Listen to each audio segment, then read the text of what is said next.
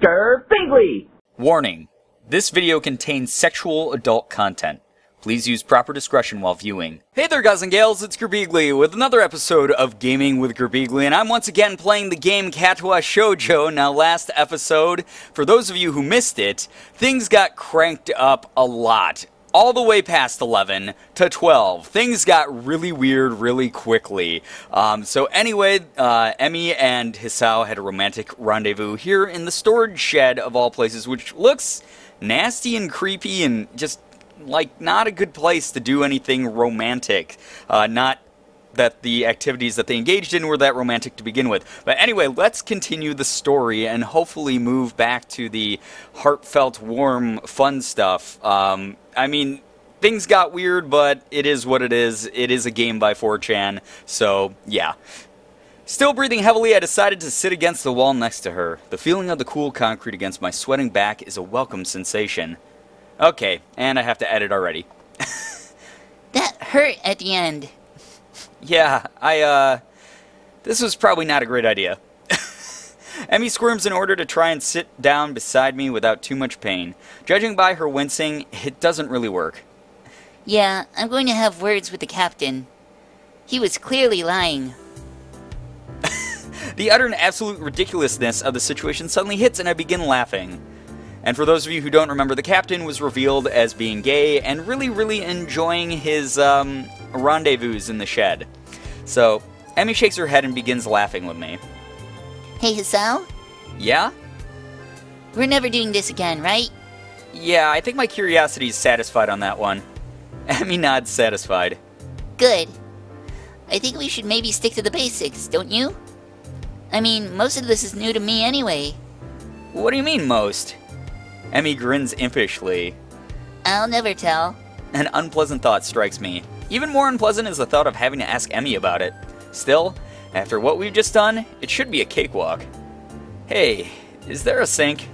I kind of like to, wash off a little. Emmy's jaw drops. In the sink? Well, there's not really anywhere else to do it, is there? And I want to avoid a smell. Oh my god, dude. Really? You are the most tactless person in the entire world, Hisao. Good god. The nurse might notice. This is the most awkward conversation I have ever had. Yes, this is one of the most awkward conversations I've ever had to read. Thanks, Hisao. You're right. Yeah, there's, it's on the back wall. There might be some soap, too. Thanks. There is, in fact, a little hand soap, which is better than nothing. No towel, though. Guess I'll just have to drip dry. All finished? Yeah, that'll do for now. It's not like I'm going to take a shower after we see the nurse. Glad to hear it. Now help me find my clothes. You tossed them somewhere. Hey, you were no better. How am I supposed to explain the hole in my shirt, huh?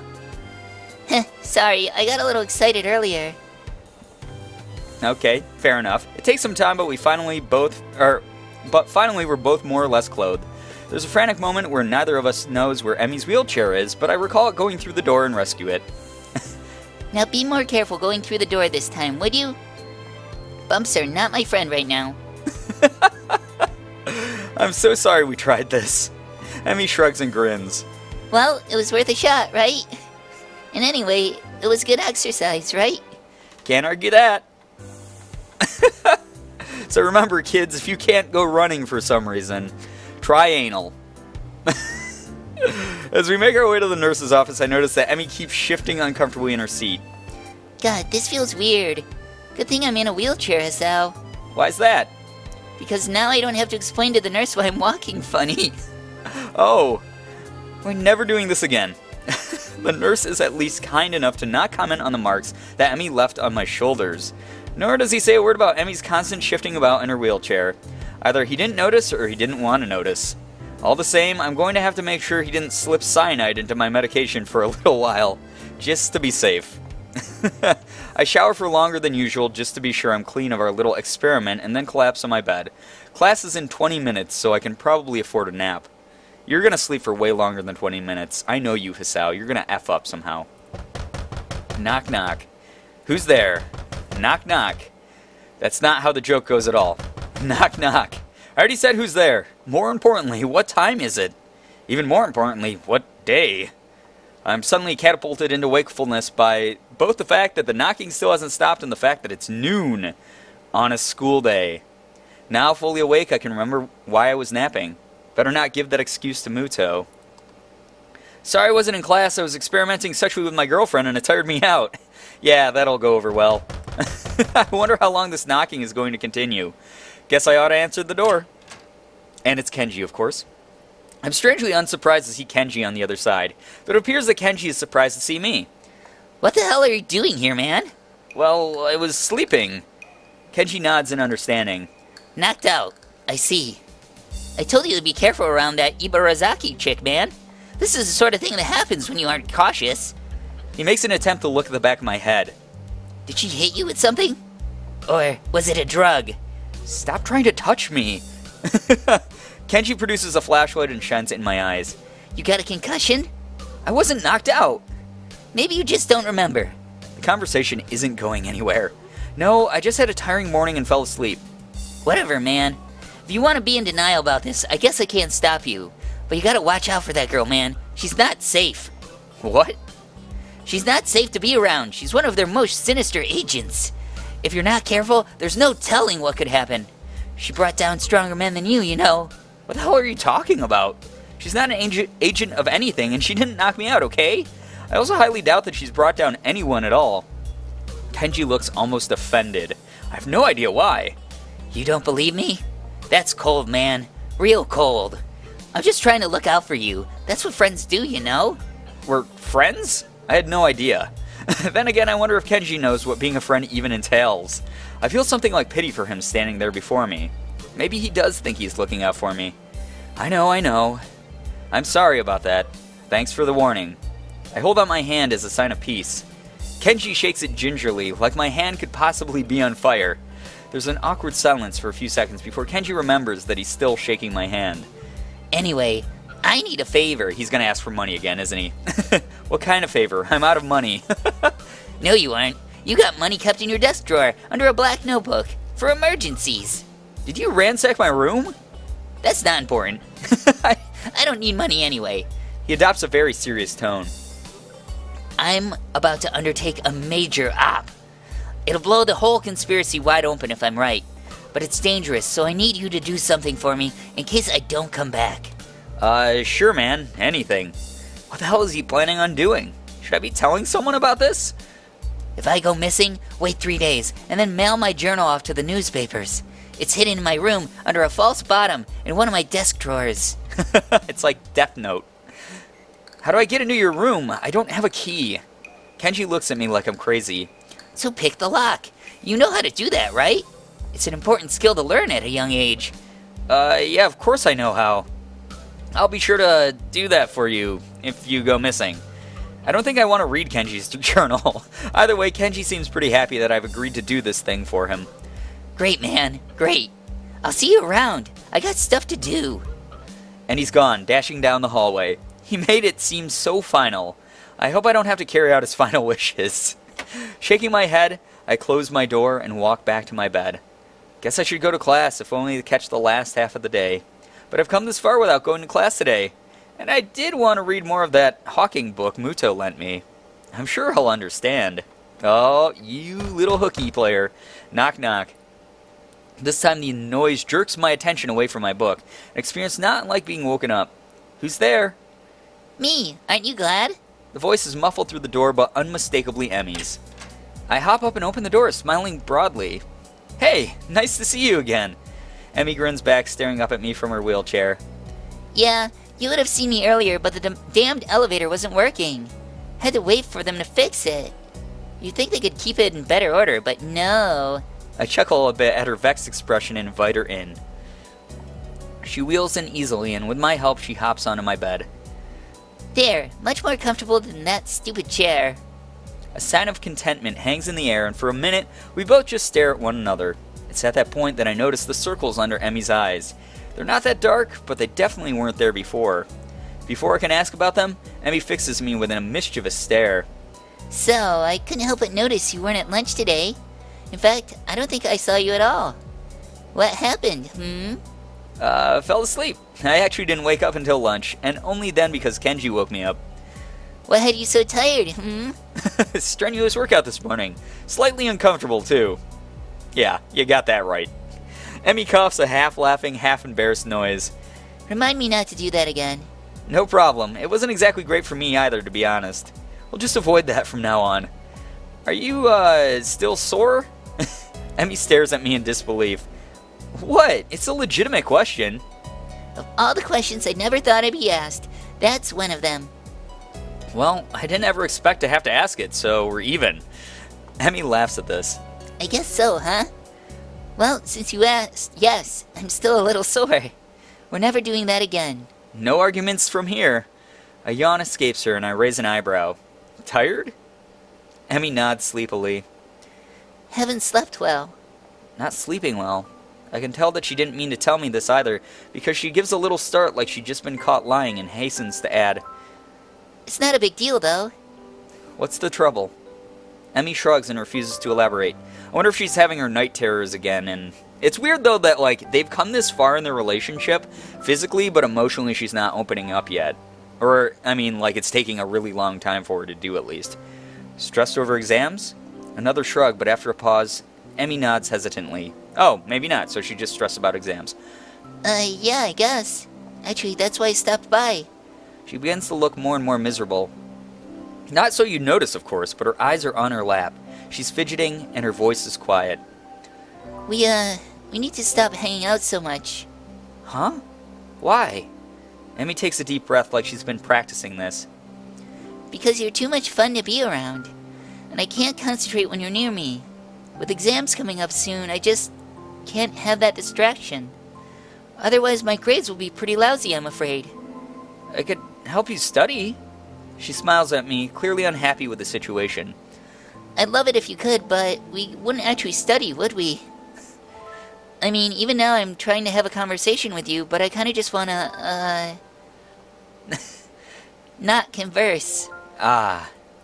Overwhelmed by my rugged manliness, I understand. That earns me a grin, at least. Emmy shakes her head. Idiot, you're full of yourself. Well, I am pretty irresistible. More or less, I guess. So that's the situation, Hisao. I have too much fun around you, and if I'm going to go into exams prepared, I need to be alone. Hey, that's okay. It really seems to have been bothering her. Besides, it's only a couple of weeks, and we'll still see each other in the mornings and at lunch. We can just hang out at school, no problem. And after exams, we'll go on a date to celebrate their being over, okay? Emmy grins, pleased by this proposal.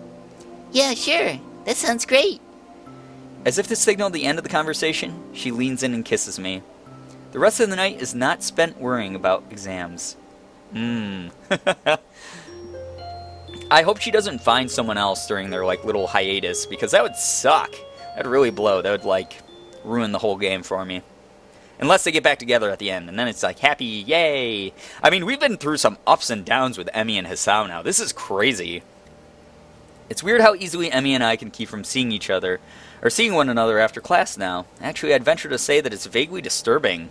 As easily as we'd come together, we seem to have split apart without much trouble. Oh, damn.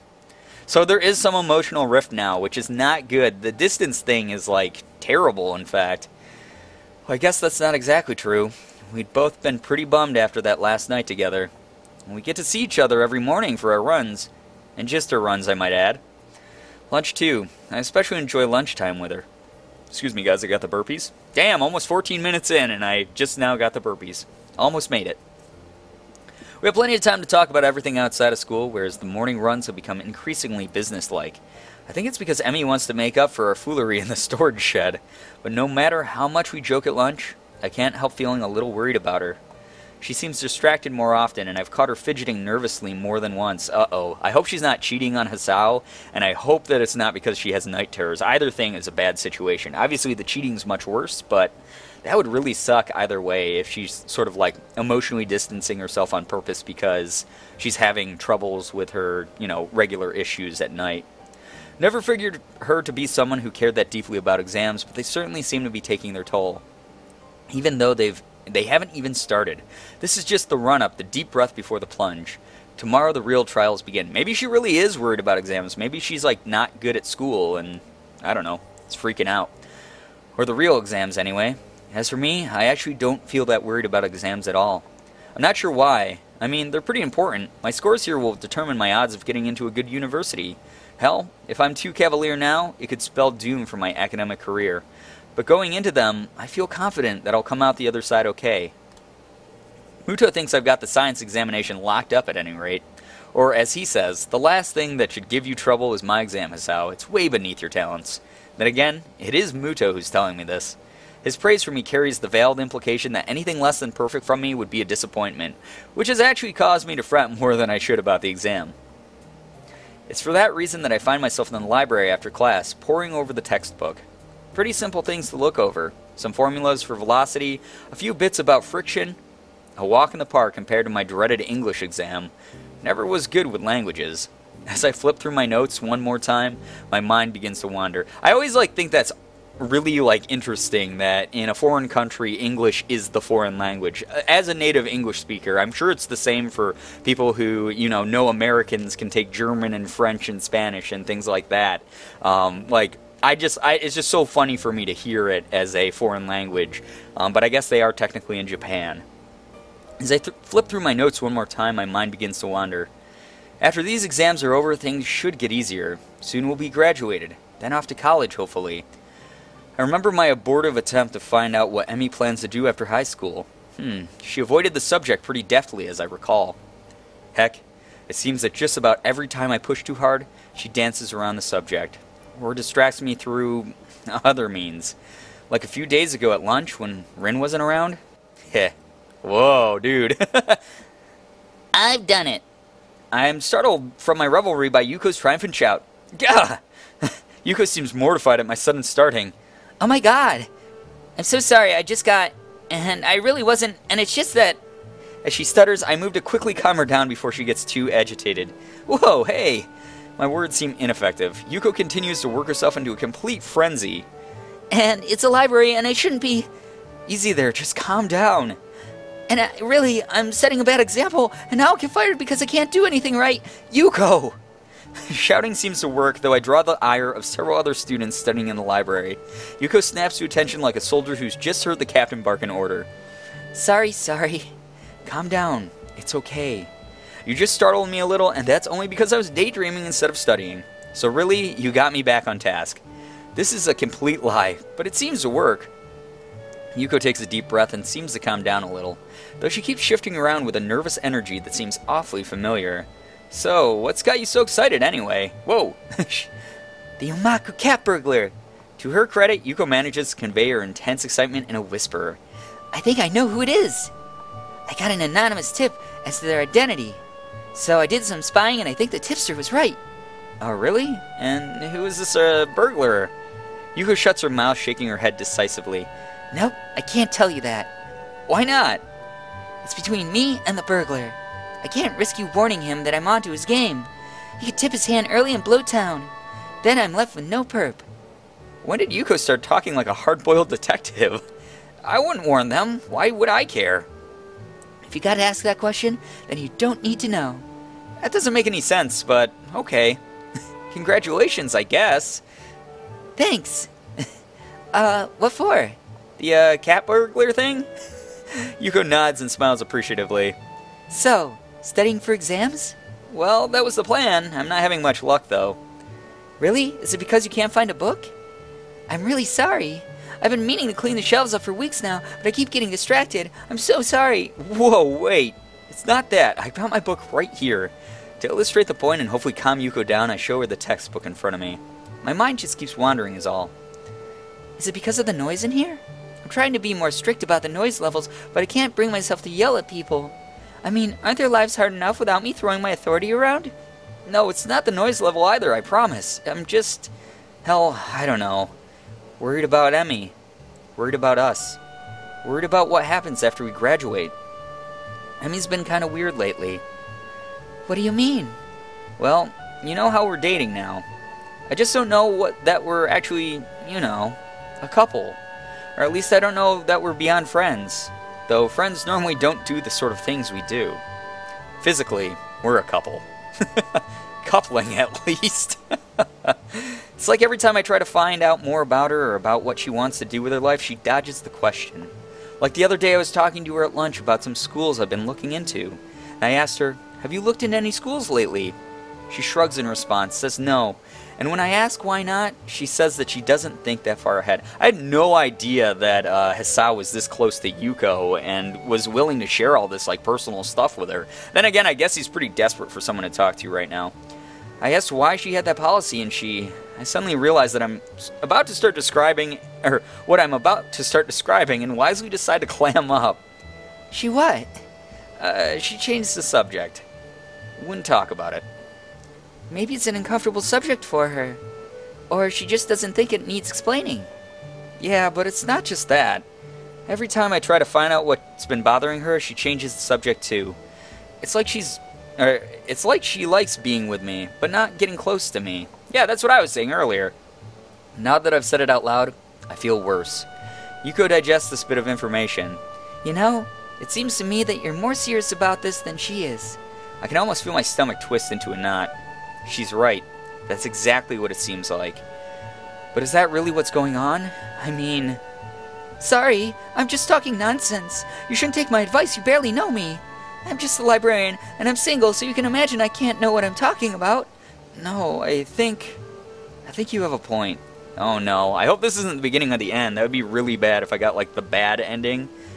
As much as it hurts to even consider it, Yuko seems to try desperately to find a way to soften the blow somewhat. Look, I'm probably wrong, but if you want to be sure of how obviously wrong I am, maybe you should just talk to her. Get some time alone and just ask about it. And don't let her change the subject either. Yeah, maybe I should do that. Or maybe I should just enjoy what I have. And guys, I'm actually going to end the episode there. We made a decent amount of progress here. God, I can't believe that the relationship went from, you know, being like really giddy and sort of like in the honeymoon phase together to having this emotional freaking canyon between the two of them, and Hisao absolutely wondering like if they're even a couple anymore. It's very, very weird. Hopefully it doesn't get too sad. Like I don't know. I have no idea. Like I said, I know nothing about this game beyond what I've played so far. But I hope that you guys are enjoying this emotional roller coaster so far. If you are, please be sure to hit the like button, share the video, and favorite it. Also, be sure to subscribe to me if you guys haven't already. For those of you who have, thank you so much for all of your support. You guys are the best in the world. I love every single one of you, and as always, it was great seeing ya. Bye-bye.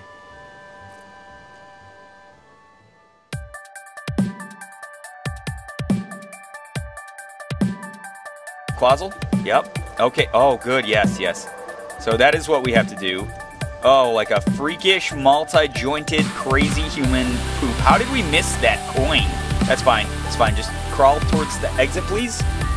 So we... Oh, that's, the wrong way, but... Hey, hey, hey! You got back on your feet? Oh, you stupid idiot. You dumb shit.